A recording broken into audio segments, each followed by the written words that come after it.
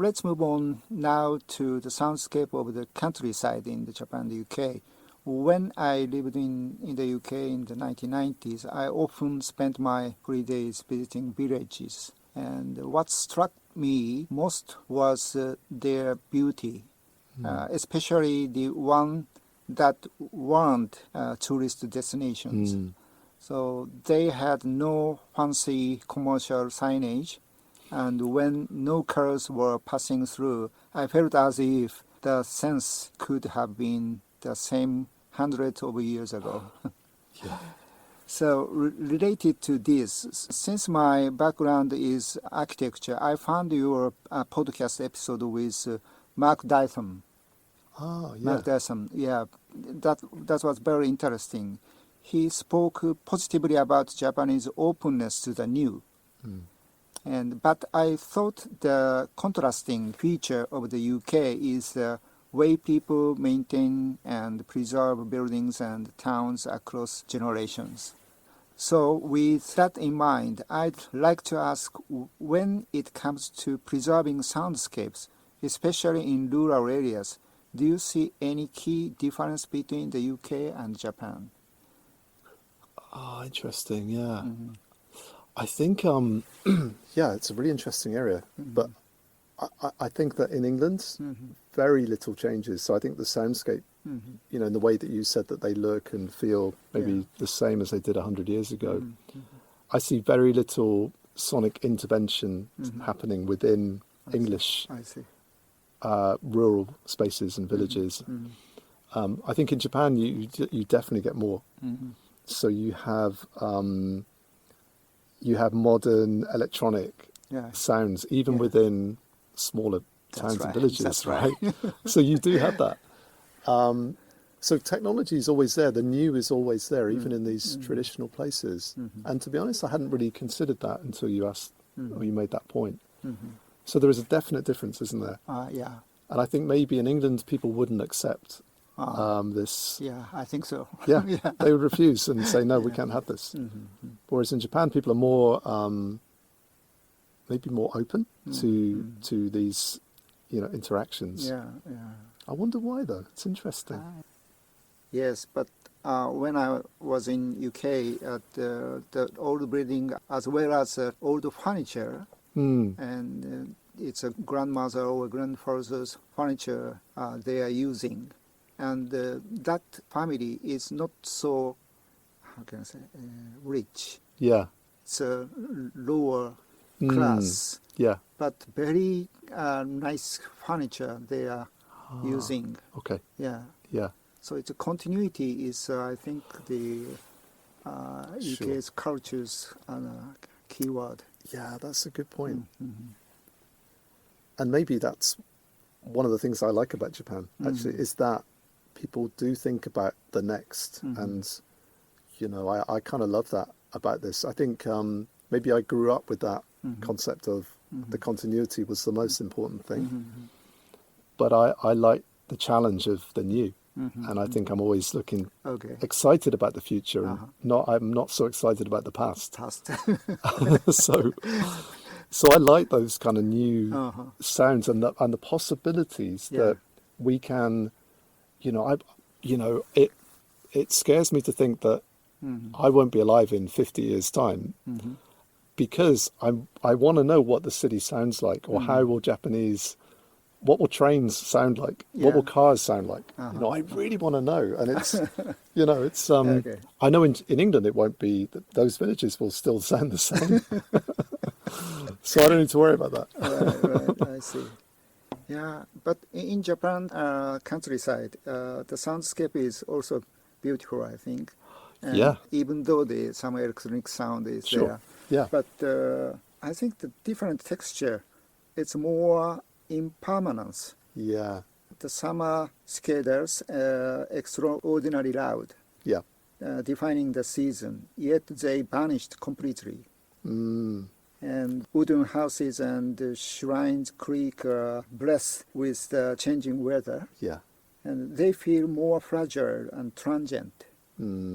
Almost like listening to something always on the edge of disappearing.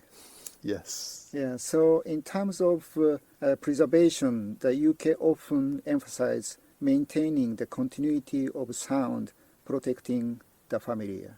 Yeah. Yeah, I think that's right. So in Japan, it's more about embracing cycles of renewal. True, isn't it? That's true. Yeah. And that's partly through things like, I guess, earthquake Yes, regulations. that's right. Yes, and that's right. yeah, okay. So nature is different. Yeah, that's very true. Yeah. So soundscape is preserved not by freezing it, but by allowing it to transform with season and with change. Yeah. So I think both are profound. The one offers sonic stability, the other reminder of impermanence. That's very true. Yeah. Could you add this idea? Yeah, I mean, I agree with you. They're so different. And yeah, I guess we can learn a lot from both situations. How do people feel when they grow up all their lives, they spend it in a kind of, in an English countryside area. Do they feel more connected to the place because the sound doesn't change? And so they're less accepting maybe of new ideas? Yeah. Or is it better to live in a Japanese equivalent place which has, changing soundscape? Does that kind of help people to maintain a kind of openness, for example, to new ideas? And so on that kind of level, it's quite interesting.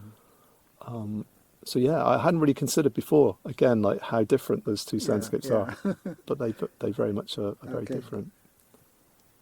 Okay, I think we should move on to the next topic is the sense of place or placelessness.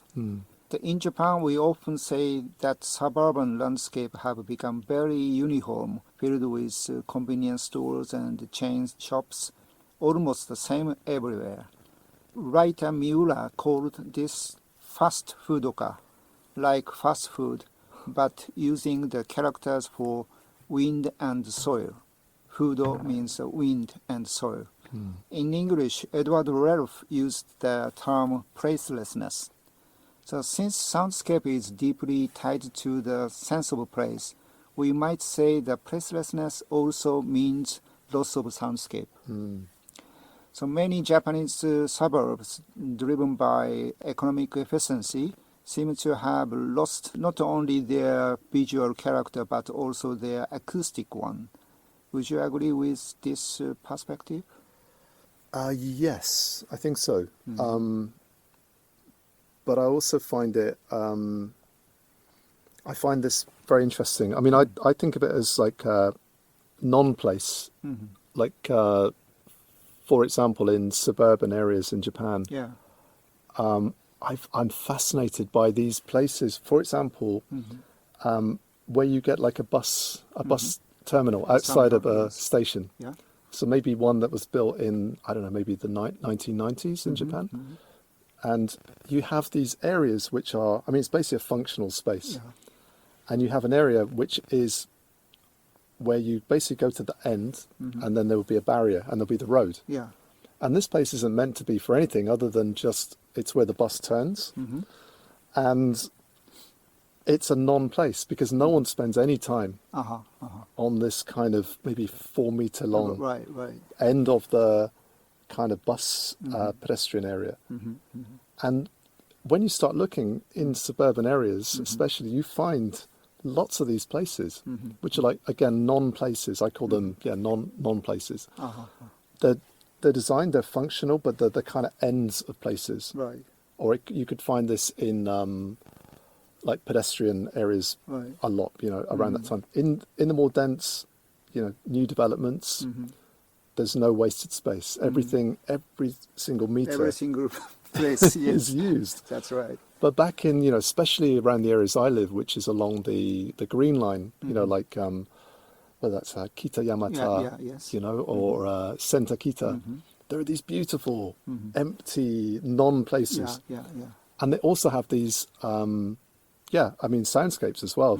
For me, as a field recordist, I love these places because you can put your microphone there no one's going to go there. That's right. And you can find these really interesting Uh-huh. soundscapes from these places they're not even meant to exist. They're just kind of like offcuts, if you like. I couldn't imagine what kind of soundscape there. It's just passing the bus or the train and the voice of the human. Yeah, you basically get a kind of rounded sense. Yeah, it's kind of the ones near the bus terminal. Obviously, you just hear the bus turning. You don't hear any human voices.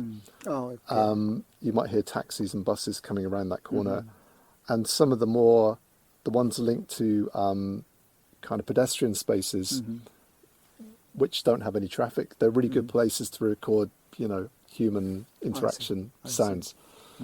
But yeah, those places are a gift because you're not in a self-conscious place where people can see you and then they stop talking because they know they're being recorded. So you're capturing real life from these places, which are a little bit hidden, and in a way, it's kind of suspicious to be there because when you stand in that place, you feel a bit strange because it's not designed for anything. Yeah.